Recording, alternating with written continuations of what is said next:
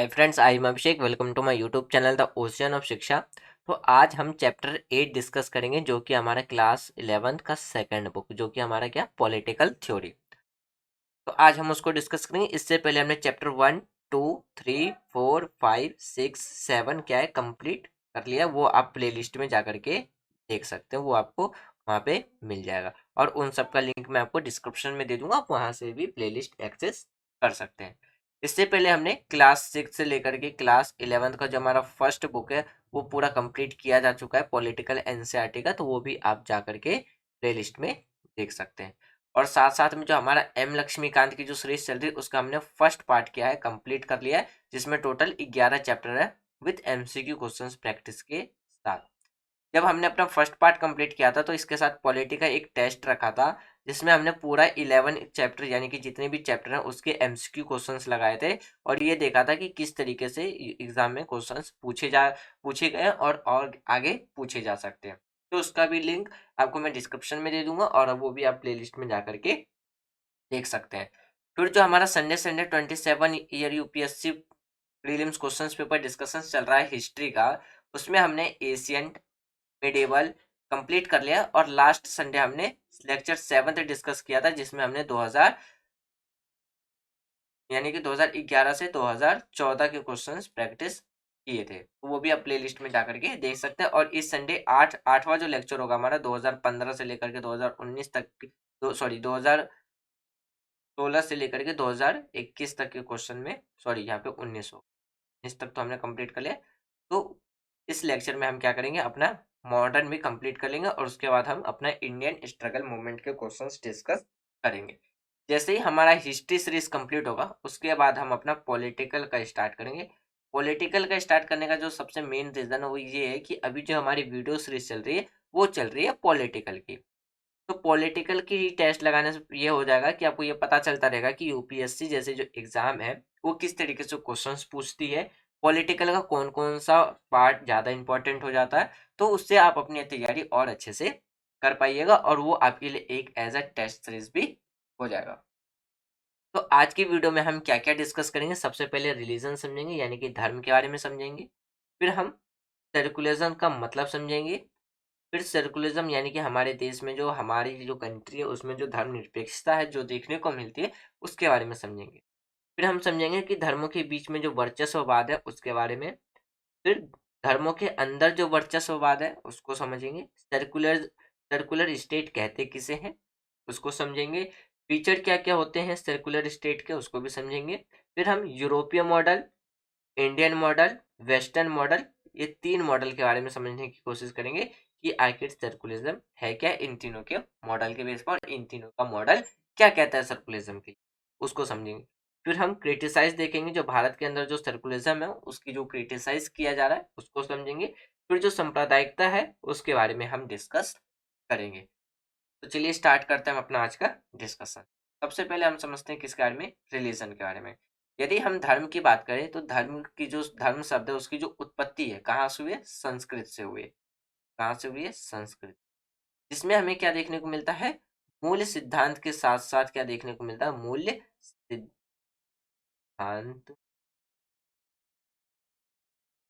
के साथ साथ हमें क्या देखने को मिलता है, के साथ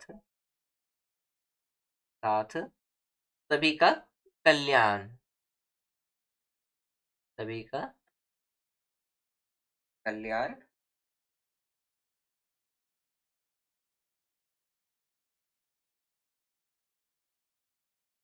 की बात करता है। तो उसे हम कहते हैं, क्या कहते हैं उसे, हम धर्म कहते हैं। वही होता है हमारा धर्म, जो कि क्या करे, कुछ उसमें मूल सिद्धांत रहते हैं और उसमें सभी के कल्याण की बात जिसमें कही जाती है वो हमारा आ जाता है रिलीजन यानी कि धर्म। अब हम समझते हैं किसके बारे में, इसका मत सर्कुलरिज्म शब्द का मतलब क्या होता है, यानी कि सर्कुलरिज्म का मतलब क्या?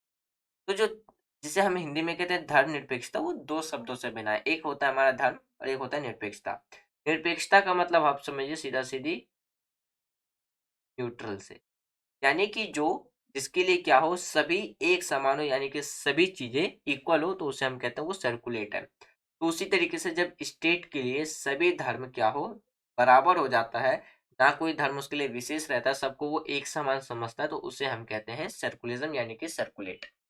कि भाई वो स्टेट क्या है, एक सर्कुलिज्म कंट्री है। तब हम कहते हैं कि जब किसी देश के लिए क्या हो या राज्य के लिए क्या हो, धर्म क्या हो, इक्वल हो, सभी धर्म क्या हो, बराबर हो, तो हम कहते हैं कि वो क्या है, सर्कुलेट है, यानी कि धर्म क्या है उसके लिए बराबर है। यानी कि आप ये समझिए कि जो हमारा सर्कुलिज्म है उसका जो अर्थ है, बिना किसी भेदभाव के सभी धर्मों को अपना धर्म मानने, प्रचार करने की स्वतंत्रता, अर्थात राज्य धर्म को लेकर के कोई भेदभाव नहीं करेगा, तो उसे हम कहते हैं सर्कुलिज्म यानी कि धर्मनिरपेक्षता। अब हम बात करते हैं हमारे देश के अंदर जो सर्कुलिज्म देखने को मिलता है उसके बेस, यानी कि धर्म निरपेक्षता सभी धर्मों के लिए क्या है, समान और सम्मान की संदर्भित करता है। अर्थात राज्य किसी भी धर्म को स्वीकार नहीं कर सकता और कभी किसी धर्म को क्या, और बात करें सभी धर्म उसके लिए क्या होता है, बराबर व्यवहार करेगा। यानी कि हमारी जो कंट्री है, हमारी कंट्री में ये कहा गया कॉन्स्टिट्यूशन मेकर्स के द्वारा, जब हमारी कंट्री का संविधान बनाया गया, तो उस टाइम पे कहा था कि जो भारत यानी कि जो हमारा देश है, उसमें क्या है, उसके लिए क्या होगा, सभी धर्म क्या होगा, बराबर होगा और वो सबके साथ एक समान एक जैसा व्यवहार करेगा। फिर जैसे कि बात करते हैं विभिन्न, यानी कि जो भारत है विभिन्नताओं वाला देश है, यानी कि हमारा जो देश है वो क्या है, एक डाइवर्स कंट्री। हमारी कंट्री में क्या बहुत से रिलीजन्स के लोग देखने को मिलते हैं, जैसे कि हिंदू, मुस्लिम, सिख, ईसाई, फिर आपको जैन, बौद्ध, अलग अलग धर्म के, फिर क्रिश्चियन, अलग अलग धर्म के, यानी कि सभी धर्मों के लोग आपको देखने को मिलेंगे। तो उसमें कहा गया कि भाई हमारा जो यानी कि हमारा जो राज्य है वो सभी धर्म को क्या रखेगा, इक्वल ट्रीट करेगा, यानी कि सबको एक समान अवसर, एक समान अधिकार देगा। ना तो राज्य के लिए कोई धर्म बड़ा होगा, ना ही कोई धर्म छोटा होगा। अगर हम अपने कॉन्स्टिट्यूशंस के प्रोविंस के अकॉर्डिंग बात करें, तो हमारे कॉन्स्टिट्यूशंस में धर्म से रिलेटेड कुछ सर्कुलर से रिलेटेड कुछ प्रोविंस हमारे कॉन्स्टिट्यूशंस में दिए गए। सबसे पहले अगर हम बात करें हमारे कॉन्स्टिट्यूशंस का जो प्रेम्बल है, यानी कि जो प्रस्तावना है, उसमें 42वां संशोधन करके, कब, तो 1976 में संविधान में कॉन्स्टिट्यूशंस अमेंडमेंट करके क्या वर्ड जोड़ा गया, सर्कुलरिज्म जोड़ा गया, यानी कि सर्कुलर जोड़ा गया, यानी कि भारत क्या होगा, एक धर्मनिरपेक्ष देश होगा। फिर वहीं पे बात करें हमारे प्रेमबल के अंदर ये भी सिक्योर किया गया कि हमारे कंट्री के अंदर जितने भी जो नागरिक हैं, उनके पास ये अधिकार होगा कि वो किसी भी धर्म में अपना विश्वास कर सकते हैं, उसका पूजा कर सकते हैं, उसको उसका उसके नियम को पालन कर सकते हैं, इसकी स्वतंत्रता प्रदान की गई है। तो अगर हम किसकी बात करते हैं, इक्वालिटी की बात करते हैं, तो इक्वालिटी में जो इक्वालिटी की बात करें तो आर्टिकल 14 से लेकर के आर्टिकल 18 तक है। आर्टिकल 14 में क्या कहा गया है कि सभी, यानी कि राज्य के लिए सभी धर्म के लोगों, यानी कि जो राज्य के लिए क्या होगा, राज्य का जो कानून होगा उसके लिए सभी धर्म क्या होगा, इक्वल होगा और उन सबको इक्वल, यानी कि अगर हम बात करते हैं इक्वलिटी बिफोर लॉ और equal protections of the law provide कराया जाएगा, और वो उनका फंडामेंटल राइट होगा। और इसमें जो स्टेट का जो कानून है वो किसी भी व्यक्ति के साथ रिलीजन्स के बेस पे डिस्क्रिमिनेट नहीं करेगा। ये बात रखी गई है आर्टिकल 14 में।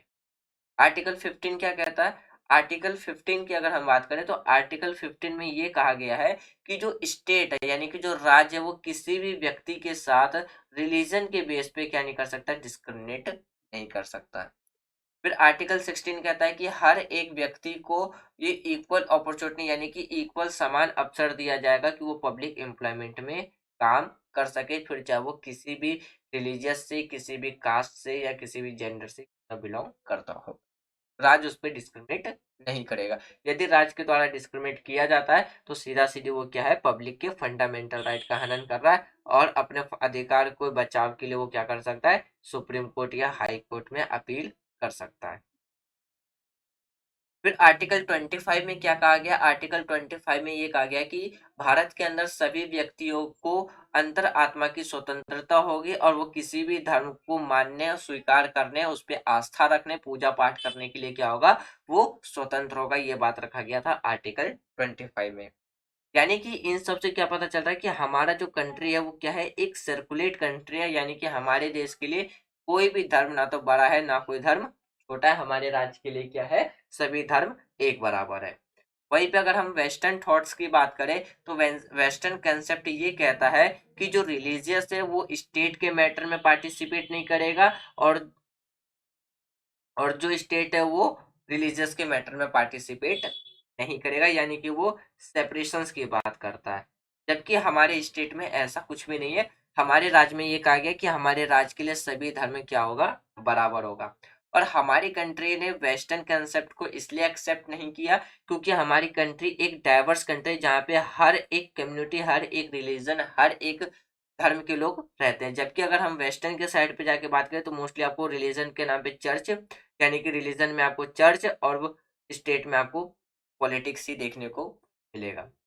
तो इसलिए वहां पे कहा गया कि भाई चर्च के मैटर में स्टेट इंटरफेयर नहीं कर सकता, और चर्च स्टेट के मैटर में इंटरफेयर नहीं करेगा। और ये कंसेप्ट, ये जो सर्कुलरिज्म था, ये हमारे लिए क्या था, एक नेगेटिव था। तो इसीलिए हमने क्या कर रखा, तो हमने अपना सर्कुलरिज्म, यानी कि हमने अपने लिए सर्कुलरिज्म कंसेप्ट निकाला कि हमारे लिए सर्कुलरिज्म यही होगा कि हमारे लिए कोई भी धर्म ना बड़ा होगा ना छोटा होगा, क्योंकि हमारी जो सोसाइटी है वो क्या है, एक मल्टी रिलीजियस, यानी कि एक बहु धार्मिक देश है।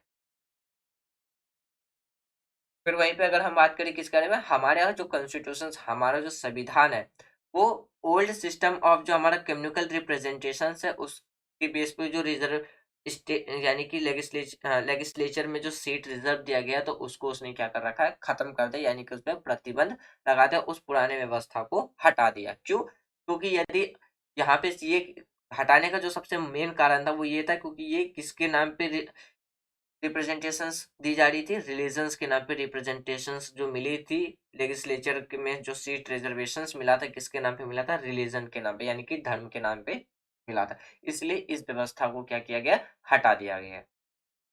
फिर हम बात कर रहे थे अनुसूचित जातियां और अनुसूचित जनजातियों के लिए क्या है, पर्याप्त प्रतिनिधित्व सुनिश्चित करने के लिए सीटों के अस्थायी आरक्षण का क्या है, प्रावधान रखा गया। यानी कि हमारी कॉन्स्टिट्यूशन में जो हमारे जो शेड्यूल कास्ट है और जो शेड्यूल ट्राइब है, उनके लिए क्या है, एक, मतलब अगर हम बात करते हैं एक अस्थायी आरक्षण प्रावधान, यानी कि जैसे ही इनकी कंडीशंस ठीक होगी तो ये आरक्षण स्टेट के द्वारा हटा दिया जाएगा। तो ये था, मतलब ये हमारी कंट्री के अंदर सर्कुलरिज्म की बात रखी गई इस तरीके से। अब बात करते हैं धर्मों के बीच में क्या हो जब वर्चस्ववाद आ जाए, तो उसके बारे में बात करते हैं। यानी कि अगर हम अपने देश की बात करें यहाँ पे, तो हमारे देश में क्या, हर एक नागरिक के पास क्या है, किसी भी भाग में आजादी और प्रतिष्ठा के साथ रहने का अधिकार दिया गया है। उनके साथ किसी भी आधार पे, यानी कि धार्मिक आधार पर भेदभाव करने का क्या है, यानी कि आप ये समझिए कि हमारा कंट्री, जो हमारा जो देश है, इसमें क्या है, हम कहते हैं कि भाई हमारे देश में राज्य क्या है, किसी भी व्यक्ति के साथ डिस्क्रिमिनेट नहीं करेगा। स्टेट के लिए क्या है, फिर भी, मतलब स्टेट के लिए क्या होगा, हर एक राज्य क्या होगा, इक्वल होगा। अभी हमने आर्टिकल 25 के बारे में डिस्कस किया, आर्टिकल 14 के बारे में डिस्कस किया, आर्टिकल 15 के बारे में डिस्कस किया। ये वो आर्टिकल है जो ये बताते हैं कि हमारा देश क्या है, सर्कुलर है। फिर हमने कॉन्स्टिट्यूशन अमेंडमेंट एक्ट में जो सर्कुलर वर्ड है उसके बारे में हमने डिस्कस किया। लेकिन उसके बाद भी क्या है, कहीं ना कहीं हमें धर्म के बीच में क्या है, वर्चस्व देखने को मिलता है। जो वर्चस्ववाद है ना, वो दो शब्दों से मिलकर बना है। वर्चस्व मतलब दबदबा, और वाद मतलब विचार। तो इन फिर भी हमें क्या है, कहीं ना कहीं कुछ वर्चस्ववाद देखने को मिलता है। जैसे कि अगर एग्जाम्पल की बात करें तो 1984 में जो सिख दंगे हुए थे, उसमें हजारों सिख क्या हुए थे, मारे गए थे। में क्या हुए थे, हजारों सिख मारे गए थे। तो ये किस नाम पे हुआ था, ये जो दंगा हुआ था, धर्म के नाम पे ही तो हुआ था। तो इसीलिए क्या कहा जाता है, कहीं ना कहीं फिर भी हमें क्या है, धर्म में वर्चस्ववाद देखने को मिलता है। फिर जैसे एग्जाम्पल की बात करें, कश्मीरी पंडितों को कश्मीरों से निकाल दिया गया था। तो ये भी क्या था, एक धर्म के बीच में वर्चस्ववाद की स्थिति को दर्शा रहा है, बता रहा है। फिर अगर हम बात करें 2002 में गुजरात में क्या हुआ था, मुसलमानों को मारे गए थे, जिसके साथ क्या काफी ज्यादा क्या स्थान उनको छोड़ना पड़ा था। तो ये क्या हमें देखने को मिलता है, ये यही चीज एग्जांपल्स जो मैं आपको बता रहा हूँ, ये क्या बता रहा है, ये बता रहा है कि आज भी कहीं ना कहीं हमें सोसाइटी के बीच में क्या है, धर्मों के बीच में वर्चस्ववाद देखने को मिल रहा है। अब हम बात करते हैं किसके बारे में, अगला जो टॉपिक था हमारा वो बात करता है सर यानी कि सुप्रीमेंसी विद इन रिलीजन, यानी कि धर्म के अंदर जो वर्चस्ववाद है उसके बारे में बात करते हैं। धर्म के अंदर जो वर्चस्ववाद है इसका मतलब क्या है कि आज भी हमें क्या है, धर्म के अंदर में भी हमें क्या देखने को मिलता है, एक दबदबा जैसी विचारधाराएं देखने को मिलती है। जैसे कि आपको बहुत से ऐसे टेम्पल्स देखने को मिलेंगे जहाँ पे महिलाओं का एंट्री करना क्या है, जो लेडीज है या जो छोटे जो हमारे शेड्यूल कास्ट है, जो शेड्यूल ट्राइब्स के जो लोग हैं उनको एंट्री करना बैन है, यानी कि उनपे एंट्री उन्हें नहीं करने दी जाती है। फिर जैसे कि एग्जाम्पल के तौर पे आप ये समझिए कि अनेक मस्जिद ऐसे भी मॉस्क्यू ऐसे भी देखने को मिलेंगे जहाँ पे लेडीज को अंदर जाकर के प्रार्थना करने या नमाज पढ़ने नहीं दिया जाता। तो ये क्या है, ये धर्म के अंदर जो वर्चस्ववाद है ये उसको बताने की कोशिश कर रहा। अब हम समझते हैं किसके बारे में, सर्कुलर स्टेट यानी कि धर्मनिरपेक्ष राज्य के बारे में। अगर हम धर्मनिरपेक्ष राज्य की बात करें तो धर्मनिरपेक्ष राज्य से आप सीधा सीधी समझ सकते हैं, जब राज्य के लिए क्या हो, सभी धर्म क्या हो, इक्वल हो जाए, तो उसे हम कह सकते हैं कि भाई ये स्टेट क्या है, सर्कुलर है, यानी कि ये एक राज्य क्या है, धर्मनिरपेक्ष। धर्मनिरपेक्ष से आप ये भी समझ सकते हैं कि राज्य ना तो स्टेट ना तो किसी धर्म को प्रमोट करेगा ना किसी धर्म को नीचे यानी कि दबाएगा, उसके लिए सभी धर्म एक जैसा होगा, एक जैसा व्यवहार वो करेगा। जैसे कि हमने आर्टिकल 25 जो डिस्कस किया था उसमें कहा था कि भारत जो है यानी कि हमारा जो देश इंडिया है वो किसी भी व्यक्ति के साथ रिलीजन्स के नाम पे डिस्क्रिमिनेट नहीं कर सकता। तो डिस्क्रिमिनेट ना करने का मतलब क्या हो गया, हमारे देश के लिए सभी धर्म क्या होगा, इक्वल होगा। सर्कुलर स्टेट में धर्म से पहले क्या रहता है, उनका कानून सर्वोच्च होता है। जैसे कि फिर हम अगर एग्जाम्पल के तौर पे पाकिस्तान की बात करें तो पाकिस्तान क्या है, हम कहते हैं कि पाकिस्तान एक इस्लामिक कंट्री है। क्यों, क्योंकि उसका जो गठन हुआ था यानी कि जो पाकिस्तान बना था किसके नाम पे बना था, इस्लाम के नाम पे बना था, इसलिए वहां पे वहां का कॉन्स्टिट्यूशन नहीं बल्कि इस्लाम सर्वोच्च यानी कि सुप्रीम है। अगर हम अपनी कंट्री की बात करें तो हमारी कंट्री में रिलीजन सुप्रीम नहीं, कॉन्स्टिट्यूशन सुप्रीम है। यानी कि हमारी कंट्री के अंदर किसको सुप्रीम माना जाता है, संविधान को सर्वोच्च माना जाता है। यानी कि फिर हम बात करें धार्मिक समूह के वर्चस्व को रोकना, धार्मिक संस्थाओं व राज्य सत्ता की संस्थाओं के बीच में स्पष्ट अंतर होना चाहिए, तभी हम कह सकते हैं कि भाई तभी हम एक सर्कुलर स्टेट के अंदर शांति स्वतंत्रता समानता स्थापित की जा सकती है। अब समझते हैं कुछ फीचर्स क्या क्या, यानी कि फीचर क्या क्या है एक सर्कुलर स्टेट के। अगर हम फीचर्स की बात करें तो सबसे पहला जो फीचर हमें देखने को मिलता है वो क्या मिलता है, सभी धर्मों को समान दर्जा मिलता है। सभी धर्मों को क्या मिलता है, समान दर्जा प्राप्त होता है।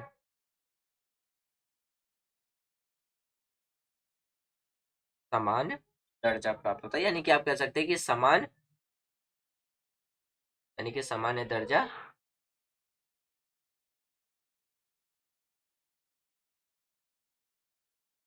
प्राप्त होता है। यानी कि आप सीधा सीधी समझ सकते हैं कि उस पे राज क्या करता है, किसी भी धर्म के साथ डिस्क्रिमिनेट नहीं करता है। फिर बात करते हैं दूसरा फीचर हमें क्या देखने को मिलता है कि कानून द्वारा किसी भी धर्म का पक्षपात नहीं होता है। यानी कि हमें इसमें क्या है, पक्षपात देखने को नहीं मिलता। आप सीधा सीधी ये समझ सकते हैं, पक्षपात नहीं होता।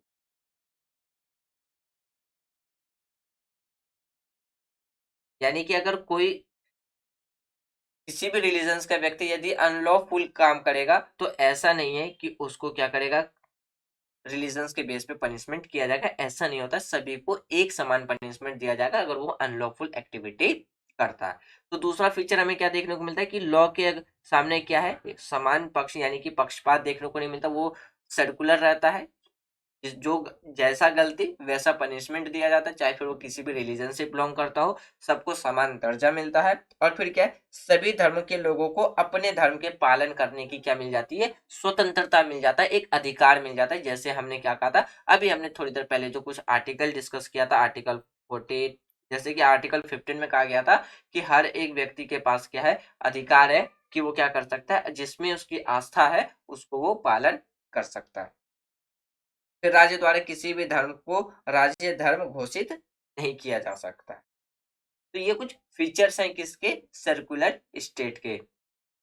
अब हम बात करते हैं किसके बारे में, यूरोपियन मॉडल के बारे में। अब हम किसके बारे में बात करते हैं, यूरोपियन मॉडल, यानी कि यूरोपीय मॉडल क्या कहता है। यदि हम यूरोपीय मॉडल की बात करें तो इसमें आता है अमेरिका का मॉडल। अमेरिका का मॉडल ये कहता है कि स्टेट और जो हमारा चर्च है, यानी कि रिलीजन है, वो स्टेट चर्च के मैटर में इंटरफेयर नहीं करेगा, और जो चर्च है यानी कि जो रिलीजन है वो स्टेट में इंटरफेयर नहीं करेगा। ये हमारा वेस्टर्न, यानी कि हम जिसे कह सकते हैं यूरोपियन कंसेप्ट। फिर इसमें जैसे कि क्या,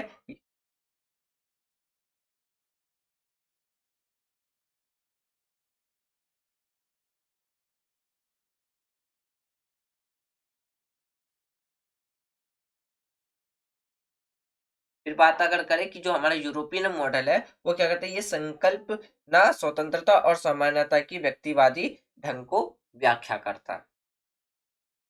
फिर वहीं पे बात करें, जो हमारा वेस्टर्न है वो कहता है कि जो धर्मनिरपेक्षता है में राज्य क्या होगा, राज्य समर्थित धार्मिक सुधार के लिए कोई जगह नहीं है, ये कहता है हमारा यूरोपियन मॉडल। अब हम समझते हैं किसके बारे में, इंडियन मॉडल के बारे में, यानी कि जो भारतीय का जो सर्कुलेशन मॉडल है वो। क्यों, क्योंकि हमारी कंट्री ने जो वेस्टर्न कंसेप्ट है, वेस्टर्न कंसेप्ट में आपका यूरोपियन मॉडल भी आएगा और यूएसए का यानी कि इसमें आपको यूएसए का मॉडल भी देखने को मिलेगा। यानी कि अगर हम बात करते हैं किस बारे में, जो तीसरा जो मॉडल था हमारा, जो हमारा कौन सा, पश्चिमी मॉडल, यानी कि वेस्टर्न में ही आपका ये दोनों देखने को मिलेगा। अब हम सबसे पहले समझते हैं किसके बारे में, भारत का मॉडल, यानी कि जो इंडिया का जो सर्कुलिज्म मॉडल है वो क्या है। यानी कि अगर हम बात करें, भारतीय धर्मनिरपेक्षता केवल धर्म और राज्य के बीच में संबंध को क्या करता है, वो अलग करने, यानी कि विच्छेद पर बल नहीं देता है, बल्कि वो क्या है, अल्पसंख्यकों के साथ सभी व्यक्तियों को धर्म अपनाने की आजादी भी देता है। भारतीय राज्य धार्मिक अत्याचार का विरोध करने हेतु धर्म के साथ यानी कि निर्देशात्मक, यानी कि वो क्या कर सकता है, यदि कि यानी कि अगर हमारे देश में बात करें कि जब रिलीजन्स का ज्यादा ही अत्याचार होने लगे, तो उसको रोकने के लिए क्या है कि हमारा कानून, यानी कि इंडिया का जो लॉ है वो और धर्म मिलकर के वो क्या कर सकता है, कुछ कानूने बना सकता है।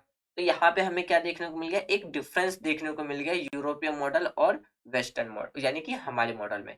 यहाँ पे कहा गया कि भाई चर्च के मैटर में स्टेट इंटरफेयर नहीं करेगा, ना कोई कानून बना सकेगा, और जो चर्च है वो स्टेट के मैटर में कोई भी इंटरफेयर नहीं कर सकते। जबकि हमारी कंट्री में एक इंटरफेरेंस भी देखने को मिलता है।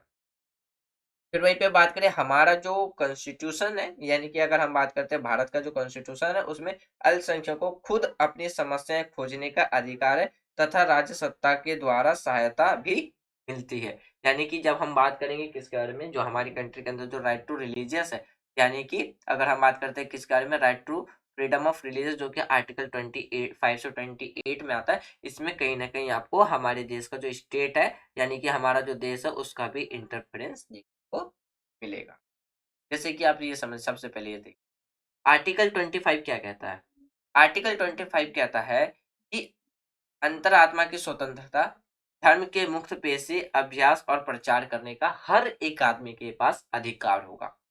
आर्टिकल 26 क्या कहता है, धार्मिक मामलों के प्रबंध की स्वतंत्रता होगी।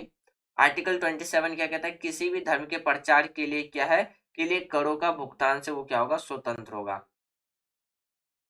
फिर कहा गया कि आर्टिकल 28 में क्या गया, कुछ शैक्षणिक स्थानों में धार्मिक शिक्षा या पूजा में भाग लेने से यानी लेने में स्वतंत्रता होगी। ये बात रखी गई है आर्टिकल 20। फिर वहीं पे अगर हम आगे बात करें किसके बारे में, तो देखिए आर्टिकल 26 क्या कह रहा है यहाँ पे। आर्टिकल 26 कह रहा है कि जो प्रत्येक धर्म है, यानी कि जितने भी जो रिलीजियस डोमिनेशन है, उनको किसी भी, यानी कि चाहे वो किसी भी सेक्शंस के पास, उनके पास ये अधिकार है कि वो अपने रिलीजियस जो अफेयर्स है उसको वो क्या कर सके, मैनेज कर सके। किसी भी व्यक्ति को धर्म विशेषकर प्रचार के लिए कोई कर देने के लिए बाध्य नहीं किया जाएगा। फिर कहा गया कि आर्टिकल 28 में क्या कहा गया, आर्टिकल 28 में कहा गया, no religious institution shall be provided in any education institute maintain by the state. यानी कि राज्य द्वारा संचालित किसी भी शैक्षणिक स्थानों पर कोई भी धार्मिक शिक्षा प्रदान, यानी कि धार्मिक शिक्षा प्रदान नहीं की जाएगी, जैसे कि गवर्नमेंट स्कूल में रिलीजियस एजुकेशन नहीं दिया जाता है।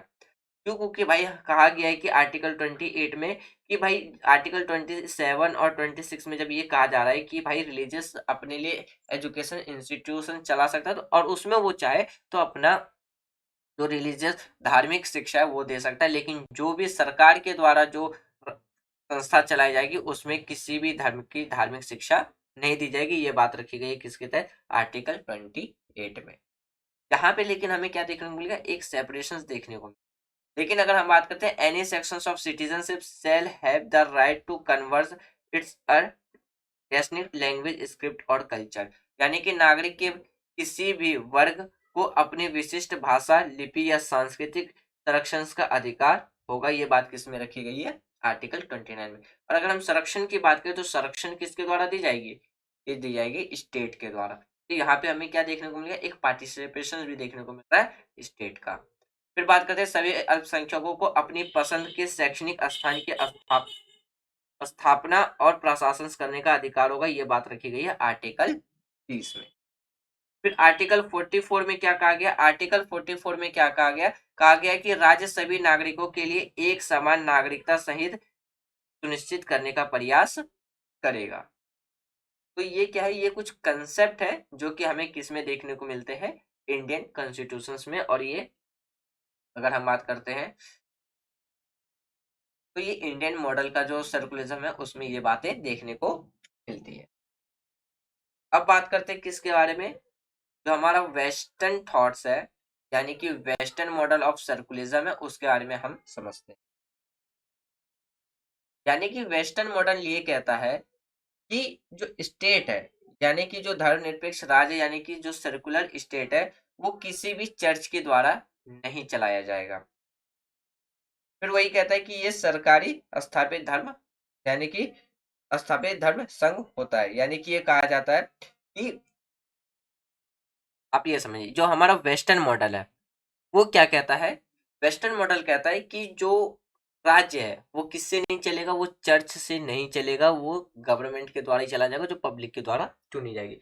जैसे कि अगर हम बात करते हैं, अगर हम बात करें तो जब फ्रांस में क्या हुआ था? फ्रांसीसी क्रांति के बाद क्या है? एक धर्मनिरपेक्षता के लिए क्या है? मूवमेंट चला गया था, यानी कि एक आंदोलन शुरू हुआ था। यानी कि एक धर्मनिरपेक्षता के रूप में वहां पे क्या हुआ? आंदोलन शुरू हो गया। और जो हमारा यूएसए था वो क्या है? शुरू से ही क्या है? एक सर्कुलेट कंट्री रहा है। और यूएसए की जो कांग्रेस पार्टी है, यानी कि अगर हम बात करें अमेरिकी कांग्रेस है, उन्होंने ये कहा था कि जो गवर्नमेंट है ना तो वो ऐसा कोई कानून बनाएगा, यानी कि ऐसा कोई कानून पारित नहीं करेगा जिससे कि क्या हो? धर्म संघ की स्थापना होती हो।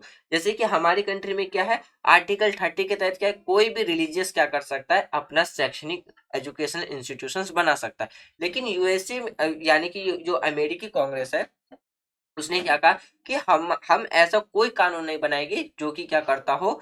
धार्मिक संघ को स्थापित करता हो। और फिर उन्होंने ये भी कहा था कि यह किसी भी धर्म को मानने की स्वतंत्रता पर रोक लगाता हो। तो ये बात कही गई थी यूएसए के द्वारा।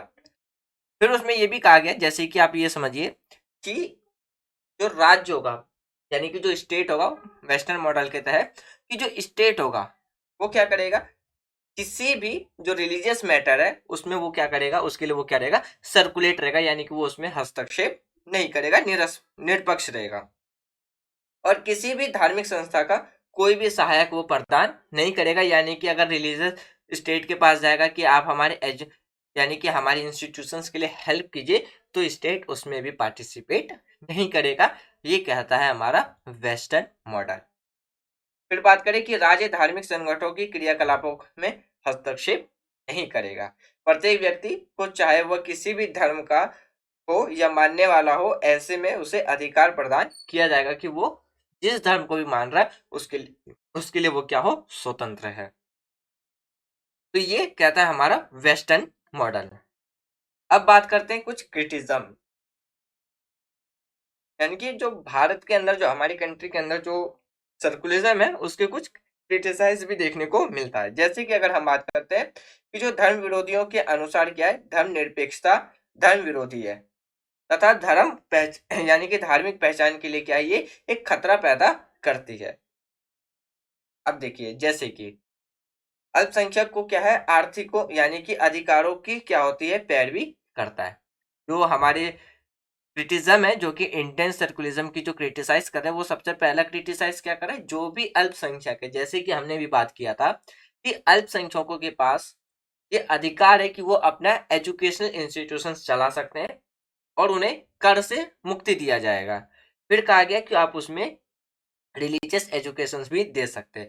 तो क्रिटिसिज्म करने वाले यही कहते हैं कि इसमें जो अल्पसंख्यक है उनकी अधिकारों की क्या किया जा रहा है, पैरवी किया जा रहा है, यानी कि उनको कहीं ना कहीं एक तरीके से बढ़ावा दिया जा रहा है। फिर कहते हैं कि आज के टाइम पे जो हमारा सर्कुलिज्म है, यानी कि एक रिलीजन है जो हमारा धर्म जो हमारा, वो क्या बन गया है, एक राजनीति के लिए क्या बन गया है, वोट बैंक बन गया है। एक इस आधार पे भी क्या किया जाता है, क्रिटिसाइज देखने को मिलता है। फिर बात करते हैं किसके बारे में, कि जो अगर बात करते हैं कि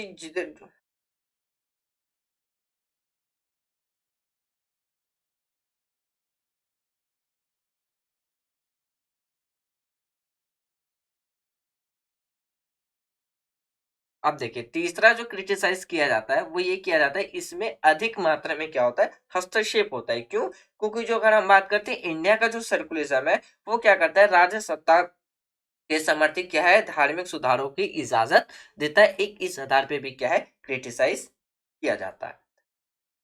अब हम समझते हैं किसके बारे में, जो हमारा अगला टॉपिक है वो है कम्युनिज्म के बारे में, यानी कि सांप्रदायिकता का क्या मतलब होता है। अगर हम सांप्रदायिकता का मतलब समझे, इसमें क्या होता है, अपने धर्म को अधिक महत्व देना। जैसे कि हम समझते हैं पाकिस्तान के बारे में, तो पाकिस्तान में सबसे ज्यादा जो महत्व दिया जाता है वो किसको दिया जाता है, इस्लाम को दिया जाता है, इस्लाम को दिया जाता है। तो यानी कि ये समझिए कि जब किसी जगह पे किसी एक ही धर्म को सबसे ज्यादा विशेष महत्व दिया जाने लगता है, तो वो आ जाता है हमारा सांप्रदायिकता यानी कि कम्युनलिज्म। तो ये जो सर्कुलरिज्म है, इसका जस्ट अपोजिट है कम्युनलिज्म। फिर अगर हम बात करते हैं इसको किस किस तरीके से रोका जा सकता है, तो सबसे पहले ये समझिए कि जो भेदभाव करने वाले जो राजनीति दल है, उन पे रोक लगाना। क्या लगाना है, एक हम रोक लगा करके भी रोक लगाना। अब ये समझिए, यानी कि ये जो भी पार्टी, जैसे कि जो भी हमारी पॉलिटिकल पार्टीज होती है, जब वो क्या करती है, रिलीजन्स के बेस पे एक धर्म को ज्यादा बढ़ावा ना देने लगती है, दूसरे को सेपरेट करने लगती है, यानी कि दूसरे को नीचा दिखाने लगती है, तो ऐसी पार्टी के दलों पे क्या लगा देना चाहिए, रोक लगा देना चाहिए। तो एक इस तरीके से हम क्या कर सकते हैं, सर्कुलिज्म को रोक सकते हैं, यानी कि जो हमारा सॉरी सर्कुलिज्म कह रहा हूं, यानी कि कम्युनलिज्म को हम रोक सकते हैं, यानी कि जो हमारा सांप्रदायिकता है उसको हम क्या कर सकते हैं, रोक सकते हैं। फिर अगर बात करते हैं किसी गवर्नमेंट ऑफिसर्स के द्वारा क्या किया जाता है, यदि वो रिलीजन्स के नाम पे भी डिस्क्रिमिनेट करता है, यानी कि किसी एक रिलीजियस को ज्यादा फेवर करता है, किसी दूसरे के साथ डिस्क्रिमिनेट करता है, तो ऐसे ऑफिसरों को भी हम क्या कर सकते हैं, पनिश करके यानी कि दंड दे करके कम्युनलिज्म को सोसाइटी के अंदर में रोक सकते हैं। फिर सबसे अच्छा उपाय माना जाता है एजुकेशन को। इसलिए हमारी कॉन्स्टिट्यूशंस में एजुकेशंस क्या है, ड्यूटी भी है, फंडामेंटल राइट भी है और स्टेट का एक दायित्व भी। क्यों? क्योंकि एजुकेशन एक ऐसा सोर्स है, माध्यम है, जिससे हम आधे से ज्यादा प्रॉब्लम्स को क्या कर सकते हैं, सॉल्व कर सकते हैं। कि जब हर एक व्यक्ति के पास जब एजुकेशन आएगा, तो क्या होगा, ये जो हमारा कम्युनलिज्म है यानी कि सांप्रदायिकता है, वो धीरे धीरे हमारे सोसाइटी से क्या होगा, कम हो जाएगा। फिर बात करते हैं कि जो भेदभाव पैदा करने वाले जितने भी जो न्यूज़पेपर सब होते हैं, समाचार है, सोशल मीडिया, उन सब पे क्या लगाना, रिस्ट्रिक्शंस लगाना कि भाई तुम सिर्फ जो हमारे सोसाइटी के अंदर है वो क्या कर रहे हो, सांप्रदायिकतावाद को फैला रहे हो। तो इस फैलाने के उस पे ना, जब ज्यादा फैलाया जाने लगता है सोशल मीडिया पे या हम बात करते हैं समाचार पत्र सबके द्वारा, तो ऐसे मीडिया को बैन करके या उस पे रिस्ट्रिक्शंस लगा के हम क्या कर सकते हैं, सांप्रदायिकतावाद को रोक सकते हैं। इसमें एक टॉपिक और ये भी आता है कि अभाव परियोजनाएं के बारे में।